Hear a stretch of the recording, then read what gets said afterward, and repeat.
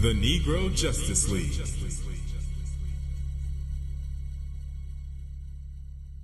Welcome to the Negro Justice League, a Black Nerd Podcast, episode 86. I'm your host, Cherry. It's your boy, Jay. And tonight, it's just me and Jay holding it down for the entire Negro Justice League, so we're going to make it do what it do. World's finest right here. I'm trying to tell you, cream of the crop. We'll be discussing American Son and Harriet. Yeah, I mean, it is. We'll get to that. We'll get to that shortly. First, there's going to be some news. Smooth. Yeah, so I can kind of guess how I feel about that. So we'll get there. Okay. Issa Rae recently put out a trailer for her movie called The Photograph that'll be coming out Valentine's Day. It's a love story with her and Lakeith Stanfield, and also another couple. It's hard to explain how this works, but Daniel from Elin Noel, and I don't even know the name of the other chick. Did not even think to look it up. But so if you want to see more Daniel and more Lakeith, which I always do, this would be a good movie. The one thing I'd like to see more of, Insecure. Yeah, good luck. He's a little busy. Her and everybody on Insecure a little busy. Oh, speaking of which, what's his name just had a baby? Yeah, congratulations. Lawrence. Yeah. With the bank teller. Y'all go look up the pictures. That's all I gotta say. No, he didn't have. No, he has his first baby. No, he didn't have a baby with a bank teller. That was the light skinned dude. That was Dro. Yeah. Yeah. Look up Lawrence and his family, and I'm gonna leave it at that. But yeah, the one thing I want to say about this Photograph movie, and with Lakeith Stanfield playing a love interest, it looks like it'll be good. He's a great actor. He's attractive, whatever. But watching the trailer, one thing I kind of wanted to see was this turn into like a stalker movie. Just because he has this intensity about him that I want to see him take it too far. You know what I mean? I feel like this movie would be more entertaining if he was trying to kill her. his L? Yeah. L. Watch the trailer again and think in your mind, okay, what if this turned left halfway through the trailer and he started climbing up her windows and stuff? I think I would be more entertained than if it was just a regular love story. I will agree to that only because I'm kind of slowly getting tired of Lakeith just playing himself in everything. Yeah. Because if you see the brother on Twitter or anything social media, we used to think he was a little bit funny on Atlanta, but come to find out, it wasn't who this man is. It wasn't that far off at all. I like him though. But I would like to see. I don't just want to see a regular boring love story. I want to see him try to kill her. You are so trash. I don't want to see a regular black watch love the trailer story. again. So you're saying this because you watch the trailer again. I guarantee you'll look at it and be like, oh man, okay, yeah, I can see where this could go left. I'm not disagreeing with you. I think that would absolutely be perfect, and I kind of hope that's what's happening, and they're just showing really lovey-dovey trailers. Yeah.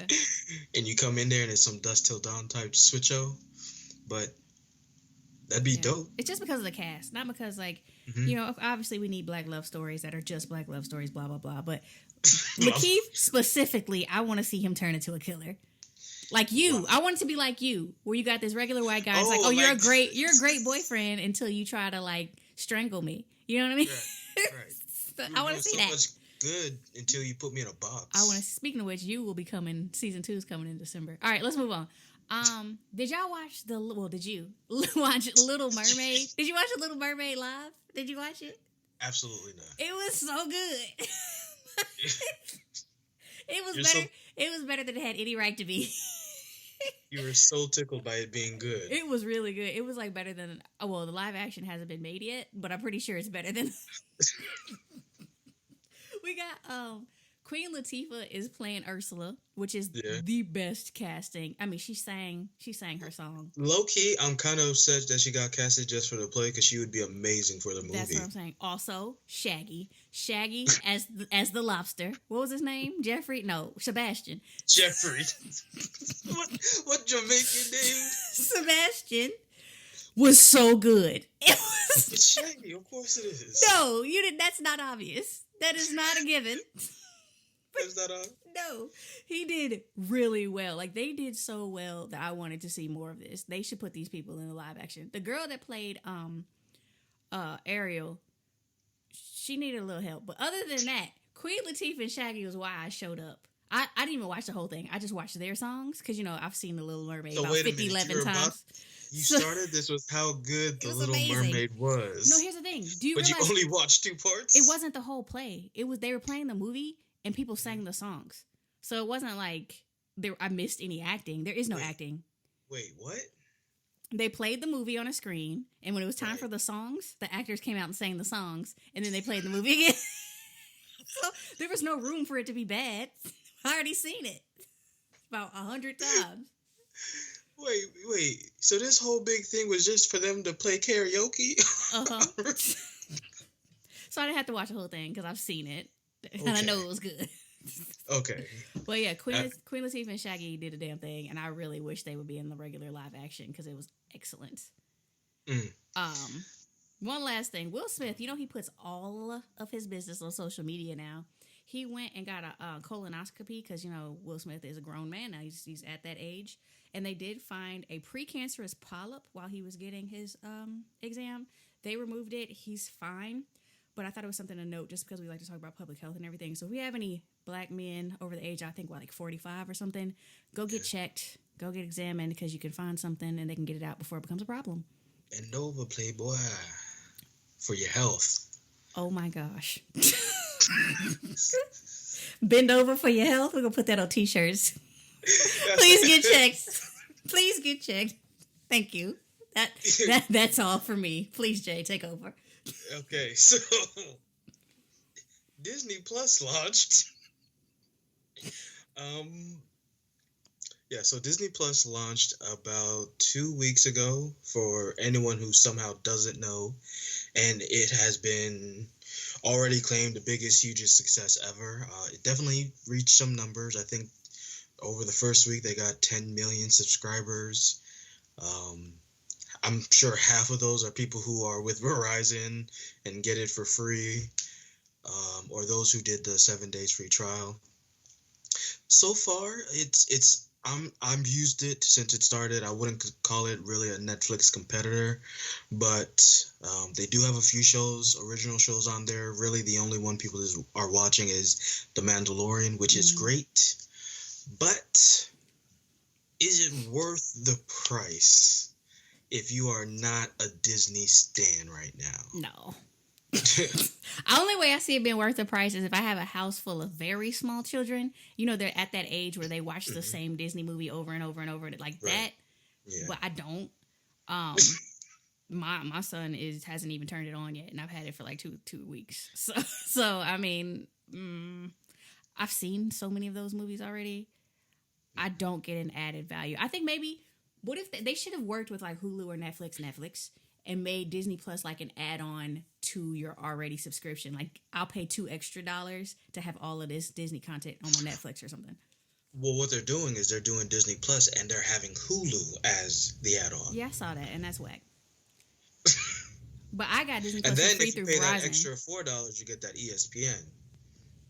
Yeah, I don't need that. I guess they're trying to hit on the whole family. Like, the kids want the Disney, the moms want the Hulus, and the dads want the ESPN. You exactly right.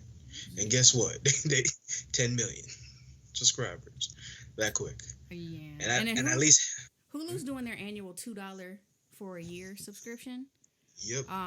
Only for Black Friday. So by the time y'all hear this, it'll probably be gone. But, you know, if you didn't get it next year, I missed it last year and I was about to get it this year, but because it came with Disney Plus, I don't need it. So guess what I found out as soon as I signed up for my Hulu for a year for $1.99? That it does not work outside of America. Womp womp. Thank God it was just $1.99 because that was trash. Netflix works everywhere. Like, you would think. And Netflix has different content when you're in different countries if anybody's a traveler. So what you do is you go to another country, find the content that you want, download it, and bring it back home. You can still watch it at home. But just make sure that once you download it, that you don't do any type of automatic updates because you'll erase it. They'll take that back. That's what I did with that. What's that DC show? that you can't see in America unless you have DC Universe. Justice, Young Justice. No. Oh, you're talking about Titans. What is it? Yeah, Titans. Yeah, I downloaded that in Congo, came back home, and kept it on my laptop to watch. Slight flex. Yeah. No, it wasn't. Going to Congo is not a flex. Shout out to my friends over there. Shout out to our Congo fans. One Congolese crew. Yeah. All right. Anyway. Moving on. You got other stuff to talk about. So I'm just gonna skip the second one, and we're gonna go back to the third one since we've been taking up some time. Half-Life 3 has kind of been announced. So Valve dropped some information that they are going to be releasing a full Half-Life game in VR called Alexa, which is a huge thing because technically, well, not Alexa, Alex. It's a huge thing because technically this is like the third Half-Life movie that every gaming geek has probably heard about or heard a friend talk about. Jared, I don't know if you've ever heard about this. Nope. You kind of be on the fringe sometimes with stuff like that. But anyway, so it's really been out there. Check out our Facebook and our social media. We have a trailer of it looking really amazing. It's technically not Half-Life 3 because it's a prequel. It's between 1 and 2, but it looks really amazing, and I'm really excited to be able to play that if we get a chance to. Hopefully, we'll do it on our Twitch. Cherry? We're not going back to your second thing? Okay.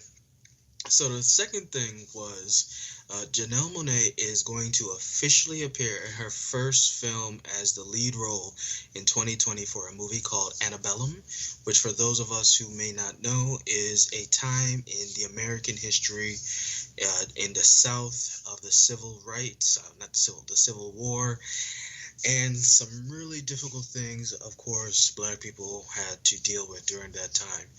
Not much is shown in the trailer, but it looks like it has a little bit of a horror thriller theme going to it, similar to like Get Out and Us, which makes sense because it's being produced by the same company that was helping Jordan Peele with those two movies. So check out the trailer. We have the YouTube official link on our Facebook. And if you like Janelle Monae, and if you like horror movies, which Negro Justice League does, we're probably going to keep tabs on it, but it's definitely something I'm interested in seeing. Yeah, I will definitely be seeing it. It looked like it was going to be good. Because, you know, racism is always scary. So Racism. That is why we need to review Watchmen. Anybody who wants us to review Watchmen, convince Cherry online. Because I'm not in need of convincing. Only thing y'all need to convince me of is to pay $15 a month for HBO. Other than that, I'm willing to watch the show. Well, hit up our Cash App. We need to have a Cash App. NJL or something. Right. Don't, if y'all want me to watch a show, y'all need to donate to the funds. Y'all want me to go to a movie, y'all buying movie tickets. Hey, man, that's Hey, yeah, if y'all want to donate. Hey, right now, our means of donation is our twitch.tv/Black Nerdcast. You can run us some coins. All right. I even think the PayPal, I think, is on the Twitch. So, yeah. That's legit. All right, we'll do something strange for a little bit. Never mind. Into the shows. We're talking about American Son and Harriet. We spent longer than we were supposed to on the news, so let's see how long this goes. Let me do some mathematical equations in my head. Let's hit Harriet at about, still 25, 30? 30? 25. I don't have a whole lot to say about either one of these, for real. And if you're being honest with yourselves, let's say amen. All right. So we got the giggles tonight. We don't have any guests to make us behave. All right. That's exactly it. That's okay. American Son is on Netflix. It is starring Harry Washington and a white guy. And it is...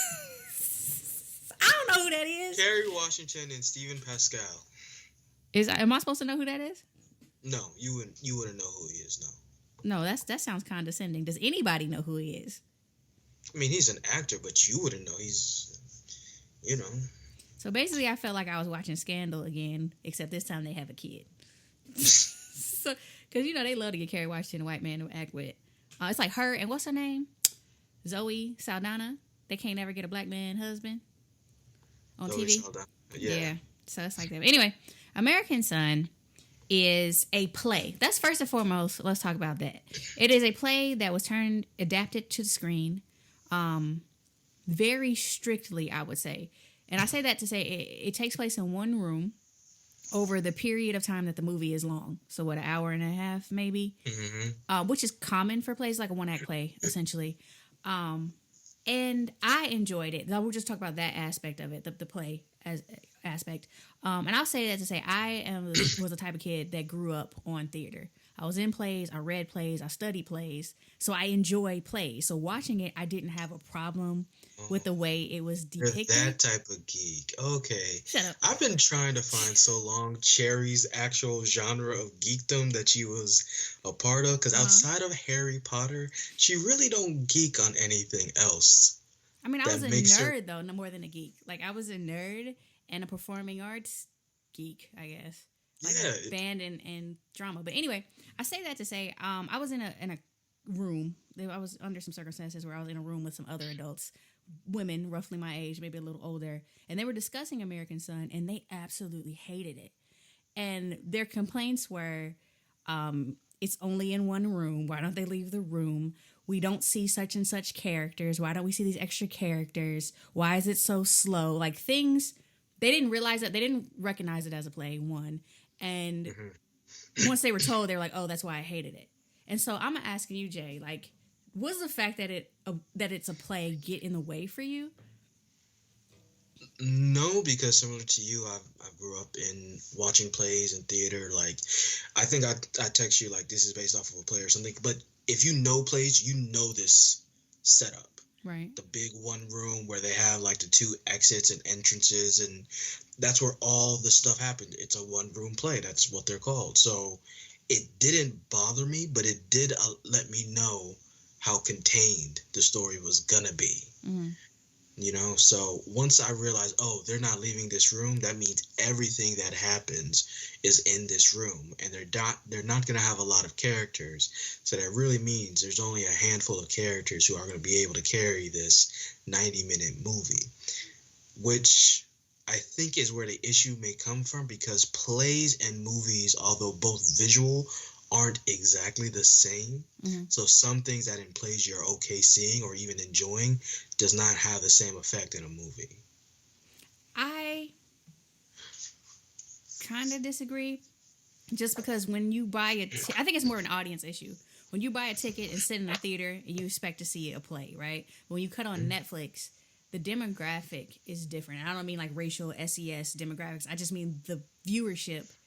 They're going in expecting Netflix fire, action, drama, and you don't get that. And I think a lot of the negative reception to this movie was a product of expectation rather than the movie actually not being Definitely. Good. Because if you're in a situation, and we're gonna spoil this because I don't have the energy not to. If you're in a situation where your child, you're called into a police station in the middle of the night because something happened with your kid, you're gonna be in one room, in a waiting room, at the police station for at least an hour and a half. So for that to be, for you to be locked in the waiting room, it's 1 o'clock in the morning, nobody's at the police station but you and maybe whoever's there to watch you. That's very realistic to me. So I didn't have a problem with it, because if you're in that situation, that's what it's going to look like. You in the waiting room. Best. Yeah. Right. So, all right, moving on from that. I enjoyed it. If you like plays, I don't see anything wrong with it. If you don't like plays, read some and come back and watch this. I got nothing else. Let me see. Kerry Washington was very Kerry Washington in this in this play movie. I didn't have a problem with her acting, but the internet did. There are a lot of memes with all the faces she was making. She's very expressive with her mouth when she acts, period. So expressive. Very expressive. I didn't have a problem with it. I mean, she does come off whiny, but I attributed that more to the character than to Kerry. I don't know. I didn't have a problem with it. I thought it was solid. I think it's very much Kerry Washington. I remember watching the first few seasons of Scandal just because it was such a phenomenon around black people and black culture. It felt like it was one of those black shows that you just had to watch. I remember, like, it was Thursdays or something. It was a real thing. Mm-hmm. So I've seen her act enough that I recognize the face they were making fun of. Yeah. Because it's the face she does. When It's she's one of trying her. to get something. Like, she's got Yeah. this, I need, so I'm going to show Yeah, you it's all of my this. gums thing. It's this drama face. It's like, because I'm naturally a pretty woman, when I bare my soul, I want you to see all the ugliness of. It's really weird, and it just happens a lot. Because in this movie, because this is a real thing where a mother would be absolutely at her limits, she's at that a lot. She's at that emotional level a lot where you see it. I don't think it was a bad actress. I don't think she's a bad actress, but I think she was play acting. I think all of them were. Yeah, I hear that. Which is different. So for people that don't know, when you act in a play, as opposed to acting on TV, on film, you have to be a lot bigger. You have to be louder. You have to be more expressive. You have to be more, because the audience is a lot further away and they can't really see what you're doing unless you do it big. Now, when you do things on screen, you tone everything down because the camera's right in your face. The microphones are right in your face. So there's a difference there. So what Jay is saying, she was doing more to the play. She was acting more to the play aspect than she was to the film aspect. And again, this is a play. So I mean, we're addressing the criticism that's out there, but I, again, didn't have a problem with that either, especially since the other actors weren't doing a whole lot. Like, she emotionally carried this whole movie because nobody else was invested. And the only emotions you did see were absolutely based on how big she took it. None of the play stuff is what messed me up about the movie. It's pretty much how it ends and finding out about why it would end that way. That's my issue. Like, I didn't necessarily like it because I really have been having an issue with kind of watching I'm calling it like Black PTSD genre, where my pain and my family's pain are just the history is what's supposed to make me invested. Which is what would have caused an issue with this movie for me. But that's only part of it. We'll get to the end in just a second. Before, because there's only a handful of characters, let's talk about the father. Like, they're parents in a situation with a child that is lost. Carrie is the mother, and the child does have a father, that we talked about earlier. And just listening to this, I thinking back to watch the movie, he does not seem as invested. Period. I mean, being that he's the child's biological father, this is not a stepfather situation. Like, this is his dad, and I never saw as much stress. And I don't know if that's deliberate because maybe he doesn't understand how this is going to end. I guess. I think if he was a better actor, you would have understood that better. Because he comes off in such a way, it almost makes it feel like he just doesn't care. Yeah. When I think it's supposed to be, it's not that he doesn't care, but he just doesn't understand, like, the black mother, what this could mean. Yeah, okay, you're right. He doesn't know what's on the line because for him, this is just boys will be boys. Boys being boys. Yeah. My son's in the drunk tank somewhere. Yeah, because he was more concerned about his son just hanging with black kids and acting like a hoodlum than he was the fact that, we don't know where your son is right now.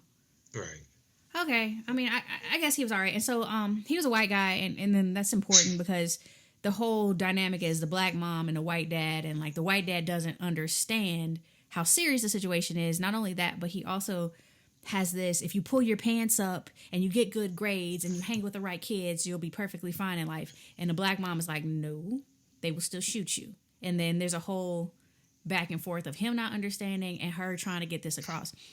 And I think that was done well because it was written, as Jay, I think Jay, you told me it was written by a white guy, the play. Mm-hmm.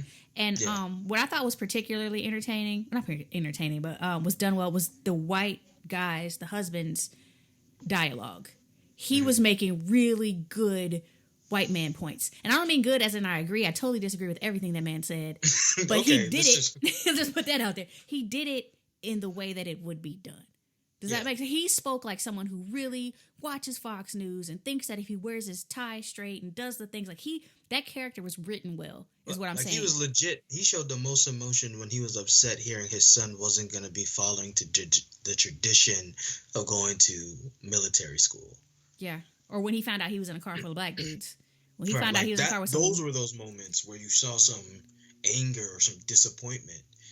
But his son being black and having to deal with the life and death aspect of that in America was right over his head. But I think whoever wrote for that character did a really good job of saying the things that man would say.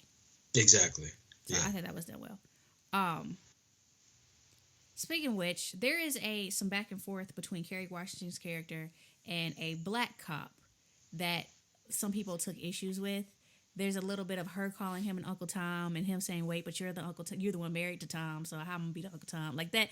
There was some back and forth that I think Jay you took issue with. I absolutely took issue with it because it was one of those things, like just like how you said he was able to write such a perfect example of what a white man would sound like in this argument. The black police officer sounded like what white men would want a black man to say about something like this. Mm. If that, you know, Yeah. you know, where he's able to show his strength to this white man, and he's, even though for me watching this, I was like, you're being a little bit too extra, sir. Yeah, because he had no empathy. Right. But they think that's what we would want to do. We would want a senior officer to be able to handle that, and that would be like a hooray thing. And then the argument about, sister, I know you're a man, and using terms that, like, it's not 1990 anymore. This man doesn't look like he's in his 70s. So the authenticity was off for me, and it made his whole character rub me the wrong way. Yeah, it gave you a "who is this?" Like it was okay, I hear that. So let's fast forward to the end. We're gonna spoil it, which is honestly not much of a spoiler because you get it. Like, we're in the holding lobby, whatever, all day, waiting to find out where the kid is. Turns out kid's been shot by the cops. Kid ain't making it home. Duh. Even though we saw that coming the entire time, for me it was still difficult when they actually when like, because you still had a little hope, but when they said nah, he reached for his wallet or whatever he did and we shot him, that was just like, that was devastating. Even though we see it every couple of days, every single time it's still hard. So I mean, it is what it is for me. But I know you take issue with it, so. No, it was really difficult for me because that's when I was like, who wrote this? Who made this movie? Because there is no way I could feel in my heart a black person would have had it end like this after an hour and a half of seeing a black woman slowly cry and dye her eyes out on the thought of not being able to find out where her black son is, and no one around her, not even his father, getting where she's coming from. And then for her to be proven right at the end, that wasn't a feeling I needed to have, and I didn't need to see, and I don't think a black person would have been able to do that, because that's a little bit too on the nose. Yeah, it's just like Get Out ending with him, Jordan Peele didn't end it with him getting shot, because emotionally it would have been like, look, we've been through enough. Can we have a win tonight? So you're and that's right. why he changed the ending. Yeah, you're right, and we discussed that. I will say that I still enjoyed it, and if you can even say enjoyed it, just because that's the way it goes. Like, we don't walk out of this situation. Her son would be dead. She would deal with it. Like, it's real.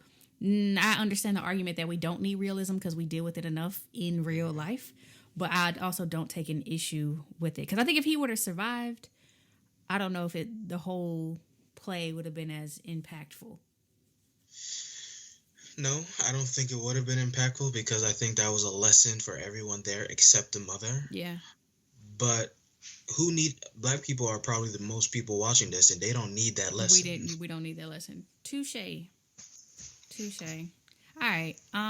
A to F. What do you give this movie? I will give it a C, because what it achieves is, like you said, it does the things good, but I honestly can't say I enjoyed it, especially the end. So it gets a C for me. I'll give it a B. I think the acting was done well. I like plays, so I didn't have a problem with any of that. It is something that I told other people to watch, which is, not always the case with a lot of things. I don't want to see it again necessarily. Facts. But it was okay. It was all right. I had to be.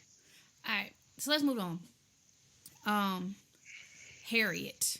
So it's been a long time coming with a Harriet Tubman movie. Like, we've seen Martin Luther King get a whole bunch of movies. We've seen, I don't know, Malcolm X get some movies. We've seen Ruby Bridges got a movie, but Harriet Tubman. Ruby Bridges. I said Ruby Bridges got a movie, but Harriet Tubman don't. So, Harriet Tubman does have a movie. It's a long time ago, but yeah. How long ago? Like 80s. Yeah, so that didn't count. 70s. Yeah. So, I mean, we did see her on Underground briefly before they shut that down. The best Harriet. Let's not even talk about that. The best show. All right. So we were excited. I was excited to see this because Harriet Tubman is one of my favorite people in history. Like, she's arguably the baddest woman there ever was, and definitely top 5 favorite people ever, if not number one. So to me, a movie about Harriet Tubman is easily thoroughly entertaining, right? Just because her regular life, her real life was so boss, seemed like a movie should be cake, right? All right. So before the movie came out, we had issues with casting. Cynthia Erivo from London, wherever. She's British. She's cast as Harriet. And a lot of people took issue with that. One, because she's not an African-American. You would think Harriet Tubman being an African-American hero, people were like, well, she should be played by an African-American. I don't have too much problem with that. But there were also some tweets that she tweeted about Americans having ghetto accents or some nonsense about she has some nasty things to say about African-Americans. So people were upset that someone who is not African-American and had nasty things to say about African-Americans now wants to be Harriet Tubman. I wasn't that mad. I ain't happy about it. I would like to see an American player, but also don't care that much to be upset. I wasn't upset about her being played. I mean, if we're just being real, there's so many British actors playing American themed roles and people don't even know. So like, this is just another one. I think sometimes whoever is the best actor or actress is just the case, or whoever has more talents needed to be able to do this, or the schedule, like there's factors to that. Yeah. So that didn't bother me too much. Who she is as a person is a little bit more muddy because I've seen her support Black folks of all types of the diaspora. I've seen her be massive, London Black. So I think she's like most Black young millennial type people. She's just Black. Yeah. And sometimes she connects and sometimes she don't, and that's okay. That's who we are. She don't have to always say exactly the right thing, because I know there's a few jokes maybe I've said in my time about some London Black folks, and I wouldn't, I haven't actually said anything, but we all say stuff in the heat of the moment. The biggest issue for me though is I just don't think she's the best actress after seeing Aisha Hines playing Harriet on Underground, and I really mean that. I mean, there's a whole lot of African-American women that could have done this. So I reject the argument that she was the best for the role. But it is what it is. Again, I don't care that much, so I'm going to move on. One thing that I was really looking for from a Harriet Tubman bio was to learn more about Harriet Tubman than I already knew. So when I was a kid, I used to read, like I had kids' books about all your Black heroes, and I read a Harriet Tubman book, and I knew about the epilepsy. I knew how many times she went back. I knew where she was from. I knew, about Frederick Douglass and stuff. Like, I knew the basics, and I thought that going into this film, I would get extra, and I don't feel like I did. And you didn't even get the basics, I feel like. Touche, because they really focused on the several trips she made back and forth into slavery, and then, like, the rest of her life was like a note at the end of the movie, and that really bothered me because she did some bad stuff after she ran back into forth for slavery. Like the slavery stuff was the prologue, right? That's her getting into her bag, and that's her getting into her bag. Yeah, she's finding the bag, and then we need her to get in it. Yeah, no, which is true though. I mean, she was in the Union Army. Like, nobody talks about that. She was a spy. She was a spy. She had troops. She was doing the thing. Never and lost. Didn't die. And, like, nobody killed this woman. It's amazing that if there was a Captain America for real, it should be Harriet Tubman. I'll take it. I'll take it. I will take it. As much as I love Chris Evans, Harriet Tubman can have it. So seriously, and she got the resume. I think we were definitely sold short, unless there's gonna be a part 2, which there ain't. Because we all know that she escaped slavery and went back and got some more folks. That's great. It should be included in the film. But what about the rest? I want And to it learn wasn't something. even included. Her first time doing that should have been more than just simple Rocky montages and the random Amish white people who helped her and took her to the border and her doing color purple freedom turnaround. I'm Like, gonna walk. right. I hear you, Exactly. sis. I hear you.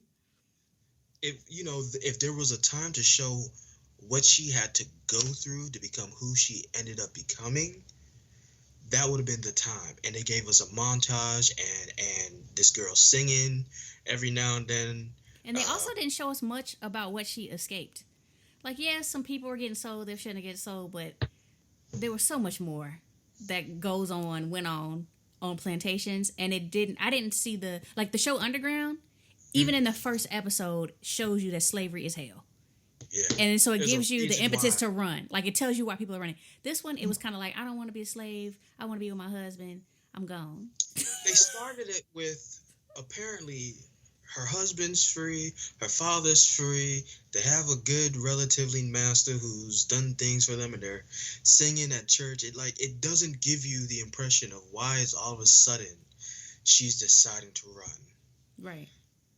Right. So I'm going to skip forward and talk about, and that's important because we want to talk about the Caucasians, is how I wrote it in the notes. But like, all of the white characters in these slavery films kind of go into a lump, right? As the oppressor. And for me, I didn't hate them. In a slavery film, I feel like I have to hate them. Like, that's part of your job, writing the movie, is to make me hate those people so that I understand the motivation for the black characters, right? And I didn't. I was indifferent towards them. Like, yeah, they're annoying. I don't want to get caught, but like, there wasn't like, and I hate to say it, I really hate to say this, but while I was watching this movie, I kept comparing it to Django. Like, that's all I was comparing it to Django, just because I know Django is really problematic, but it's one of my favorite films. I don't care. And I think it was done well. It made you want to escape.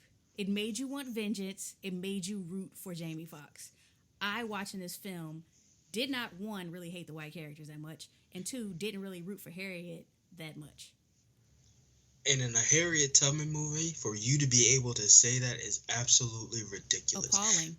This should have been the one movie, like, I can understand. My white friend allies, I understand. There have always been white allies in the struggle of freedom for black folks. We get that. But you also were the slave masters. Like, let's be honest to the history. This was not a movie where we needed to see the few amount of white people who helped Harriet, so we can be like, oh, see, there was always good white folks. I'm not even talking about the good white folks. I'm talking about the bad ones. The bad ones. That's what I'm bad. saying.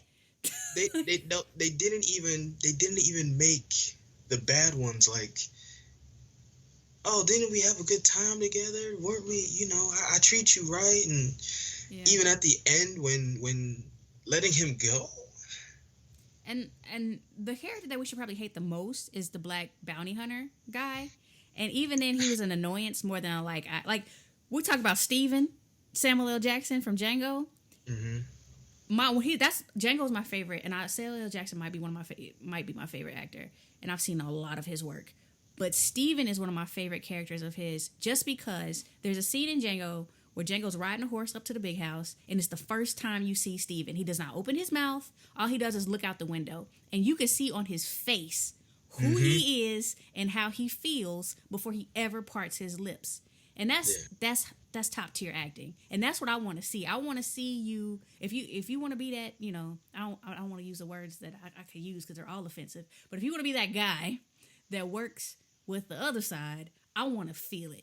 You know what I mean? I want to hate you, and I want to know that you hate me as a character. And I just didn't get none of that.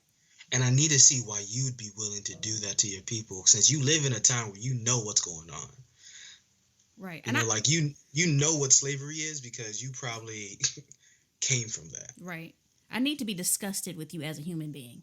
And none of that, all of those things, none of it came across for me. And let's be legit. His name was Bigger Long. That's super racist. Someone should have picked that up. Yeah. Don't care. Because none of it did anything for me. That being said, the only thing I liked about this movie was Janelle Monae. Janelle Monae showed up. She showed up to be in this movie. I don't know what everybody else was doing, But Janelle was there. She was present and accounted for in this film. And They I love showed her what she was going to be wearing and how her hair was going to be done, and she said, "I'll do this, absolutely." Every moment she was on screen, she was present. I think she was my favorite character, and she had one of my favorite quotes that I promise you I'm getting framed and put in my house, and it says, "Yes, I'm Negro. Yes, I'm a woman, and yes, I own this place." And I almost jumped out my seat like, "Sis, come through, sis." So I will be getting that framed. That was strong. I will be getting that framed and put by my front door because that was. But seriously, yes, I'm Negro. Yes, I'm a woman, and yes, I own this place. I was like, yes. But seriously, that being said, she was gorgeous as she always is. She was intelligent as she always is, and I felt for her. When they did what they did to her, I felt that. This is the only real thing I felt in the movie was like, Janelle. But I was really confused because the way she went, I thought she just got beat up really bad. Oh, yeah. Like, that was the most she did to nonchalant death I've ever seen. It was like they punched her to death, and I understand the concept because the way they kind of filmed it, I didn't really get it until they were like talking about burying her. And it was like, wait a minute. Yeah, I thought she went out like a G. She did. She went out like a true. I love everything about that character. I don't think I'll ever see this movie again, but I might just watch her scenes because she did it, which makes me excited for the Antebellum film. Oh, look at you. Okay. So we do all this criticism quickly. Jay, how could this be done better? I honestly think if you're going to do a Harriet Tubman movie, you either make it an action type thriller type movie, or you go to deep like 12 Years a Slave type. It's either or. You either have to make it amazing about her spirit or how badass she was. I didn't really like 12 Years a Slave. Did we even talk about that? Well, I didn't like it either, but it was legit. But I didn't like it because of the whole, I didn't like it because it was boring. But you know what wasn't boring? Django. I watched Django. Let me tell you, I watched Django 4 times. Real talk? I watched it 4 times in the Harriet theater. Tubman as Django. That should have been. I watched that movie 4 times in the theater. As problematic as it was entertaining as hell. Like, there was not a moment of that movie that was not thoroughly entertaining. So I say that to say, I showed up to see Harriet Tubman, the badass, as you put it. I want to see her slanging that gun. I want to see her bill, yo. leading armies. I want to see you running through the woods. I want to see you tightening people up in the woods. Like, oh, you're not going back. Try. I'll shoot you. They did that a little bit, but I didn't. That was a Lifetime version of that. I wanted it bigger. It needed to be bigger. Oh, yeah. We could. Maybe Jamie Foxx should play Harriet Tubman. Joking. See, you trying They go right in. They go write a letter. No, I'm kidding about that part. And I'm not going to say Quentin Tarantino should direct it. But what I will say is they should take a note from Quentin Tarantino and make it just a little more dope. Quentin Tarantino's Make it white people suck less. definitely say the N-word much more authentic. They do. And I don't have a problem with it. Like, people have a problem with Quentin Tarantino writing the N-word into things. But my thing is, watch Django. Tell me where. Are we reviewing Django this episode? Tell me where the N-word was excessive. Because I guarantee you that's how they talked. Oh, yeah. Like, who's not going to call him the N-word? Hello? So, I don't have a problem with the N-word being thrown around to Harriet Tubman. I'm guaranteed she heard it before. Mm-hmm. So, yeah. Even when they were searching for her and the white guys were on to her, the Black Moses thing, and they were mad, they weren't mad enough. Like, it wasn't enough. It wasn't big enough for me. I think that's my It wasn't big enough how they it was really weird because they tried to make her seem like she was the star in the abolitionist movement and everybody knew her, but they didn't even signify how important she was to American people for that when it became Civil War time. She was given roles to command and lead and spy. And they didn't talk about the people in the room. Like, when she was in Canada and she was doing her thing, there were a lot of important faces in the room that you kind of implied by the way the hair was cut, the way they looked. But, like, she was in there with some big wigs and nobody, that wasn't really addressed. I don't think that really came across unless you knew the history. She basically, like, cussed out Frederick Douglass, and it was like, okay. And they never even say the words Frederick Douglass. Who would know that unless you knew the part in the do? Like, how would... All right, so what was the question? The question was, how could it be done better? 1, bigger and badder. Like, I want more danger. I want more emotion. I want more fear. I want my white people whiter. I want everything. You know what I mean by that. Like, I want fear and hate and animosity. Yeah. And then the second, that's what I want. And the second thing is I want more story. I don't just want you freeing people. Yes, we know you did that. Yes, it's super important. Yes, it's super badass. But she did so much more, and I want more. Okay, that was it. A through F's. I'm D. gonna give it a C minus. Which is really a D plus, but I'll say C minus. For all the above mentioned reason, I thought that I expected to shed a tear in this movie. Like I expected to be moved, right? Because if anybody as a person can move me, Harriet Tubman, it got to be at the top of the list because she's that tough. And I wasn't. I didn't feel nothing. I was like, okay, this is over. Let's roll. I mean, it was good to take my kid so that he knows she exists because he doesn't know all of that stuff. Right. But I mean, nothing was gained. Anyway, what'd you say, D? D.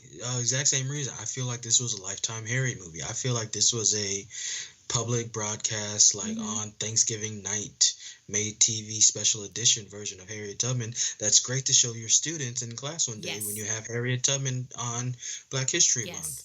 But as a major motion picture film that's supposed to, like you say, move me to remember how badass Harriet Tubman. No, this was a fail almost in all ways, and I don't know who to blame because I don't know whose brainchild this was, but there was only so much I think you could even do with this, and it didn't do it for me. Yeah, and the story's already written. The story wrote itself. You didn't even have to make this up. But we do know part of why it's like that, because if you don't know, for those who don't know, apparently when this was first being scripted in the 90s, early 2000s, one of the producers of the situation at the time suggested Harriet Tubman be played by no other than Julia Roberts. So, and when someone said, well, Harriet Tubman was black, he then said, well, it was so long ago, people won't care. So if this is, I don't even have that's anything part to say of about the that. origin to what we just got, I'm honestly actually amazed how well they did then. I got nothing for that. Like, that's just that type level of ignorance that I can't address right now. I ain't got the emotional energy for that mess right now. All right. Moving on. I think we're going to wrap that on up. Don't forget that we are playing Dungeons and Dragons on Twitch and then exporting those to YouTube. If you're never played, interested in how it works, want to know what it looks like, we are learning as we go along. Although we've gotten pretty solid now. Subscribe to us on twitch.tv/blacknerdcast and you'll get your little notifications. We do this about once every 2 weeks or so, and you can watch us play and you'll learn how it's done. And if you miss them, go to YouTube, and our Twitch streams are on YouTube. Always subscribe to us wherever you are listening, then whether that be iTunes, iHeartRadio, TuneIn, Stitcher, Google Play, Pocket Cast, Podbean, whatever. Wherever you are listening, make sure you're hitting that subscribe button. Follow us on Twitter at Black Nerdcast, Black Nerd CAST as in podcast. Like us on Facebook at facebook.com/Negro Justice League. Go to negrojusticeleague.com. That's our website where it all goes down. Follow us on Twitch, as I said, .tv, twitch.tv/Black Nerdcast, and rate and review us everywhere, particularly on iTunes. Next episode, Seis Manos. They actually forced me into watching an anime, and so I will be discussing an anime with Mike Coulter. So I will be discussing how I feel about that, and we will also be discussing Dr. Sleep, which is your Stephen King Shining type situation. So we will be talking about that later on our next episode. Make sure you're tuned in, make sure you're following, make sure you're liking, make sure you're subscribing, make sure you're doing all that jazz. I will holler at y'all on episode 87. Damn, we're getting up there. All right. I'm Cherry, and this was the Negro Justice League.